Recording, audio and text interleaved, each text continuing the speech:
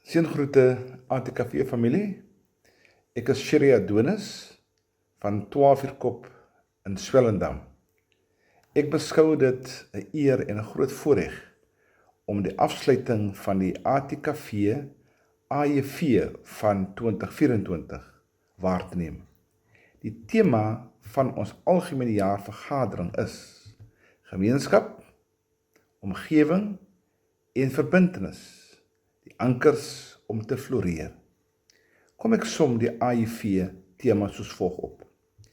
Die eerste woord is gemeenskap en is 'n anker om te floreer, omdat dit ons verbind en ondersteun, maar ook omdat dit ons krag gee om saam te werk vir 'n beter toekoms. Die tweede woord is omgewing en is 'n ander anker omdat die sorg en omgee vir ons omgewing 'n verbintenis toon tot die bewaring van ons natuurlike hulpbronne vir ons huidige en toekomstige geslagte. Maar derdens is die woord verbintenis essensieel. En dit moedig ons aan om standvastig en gefokus te bly in ons strewe na groei en sukses. Nie net vir onsself nie, maar ook vir die gemeenskap as 'n geheel. Die vraag wat by my ontstaan is, hoe kan ons hierdie ankers gebruik?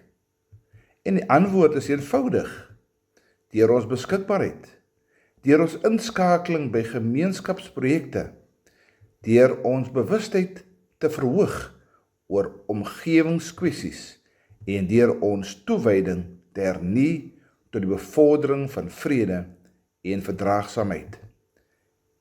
Een van ons oud-presidente, naamlik Nelson Rolihlahla Mandela, het by geleentheid gesê, as jy met 'n mens praat in 'n taal wat hy verstaan, bereik jy sy brein. En as jy met hom in sy taal praat, bereik jy sy hart. En hierdie woorde van Nelson Mandela herinner ons daaraan dat taal, mense en kultuur ons verbind en ons die geleentheid bied om mekaar beter te verstaan en te ondersteun. Maar aan die ander kant bied die Bybel 'n unieke perspektief op die belangrikheid van ankers om ons te help floreer te midde van uitdagings en onsekerhede. In die Ou Testament sien ons 'n pragtige voorbeeld hiervan in die lewe van Noag. En in Genesis 6 vers 9 word Noag beskryf as 'n regverdige man wat wandel met God, sy geloof in God en sy gehoorsaamheid teenoor God se opdragte. Dit was sy anker te midde van die wêreld wat in wanorde was. En Noag se gehoorsaamheid het hom nie net gehelp om 'n ark te bou om sy familie en die diere te red nie, maar dit is ook 'n voorbeeld van hoe 'n lewe van geloof ons kan help om standvastig te bly in tye van beproewing. Daar is ook 3 persone wat ek graag wil uitlig in die Nuwe Testament wat ankers gebruik het om mense bymekaar te bring, naamlik Petrus, Paulus en Jesus. Petrus het sy geloof as 'n anker gebruik om die vroeë Christen gemeentes te lei en te versterk. Paulus op sy beurt het sy geloof in Christus gebruik as 'n anker om die evangelie te verkondig en mense van verskeie agtergronde saam te bring in gemeenskap. Derde voorbeeld van 'n anker in die Bybel is liefde. En ons sien 'n kragtige uitdrukking van hierdie beginsel in die lewe van Jesus Christus self. En in Matteus 22 vers 37 tot 39 leer ons hoe Jesus praat van die grootste gebod, naamlik dat ons God moet lief hê met ons hele hart, met ons hele siel, met ons hele verstand en ons naaste lief hê soos onsself. En hierdie liefde is 'n anker wat ons verbind met God en met mekaar. En dit bied 'n rigtinggewende krag vir ons lewens. En hierdie voorbeelde toon aan ons hoe ons geloof, ons hoop en liefde, dit vir ons kan help om mense saam te bring in 'n sterk gemeenskap en ook om 'n sterk gemeenskap te vorm.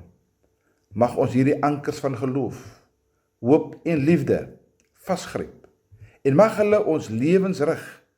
Mag hulle ons ondersteun en ons aanmoedig om mekaar te waardeer. Ons aanmoedig om te floreer te midde van enige storm, teenstand, uitdagings en moeilikhede wat mag opkom. Amen. Kom ons bid saam.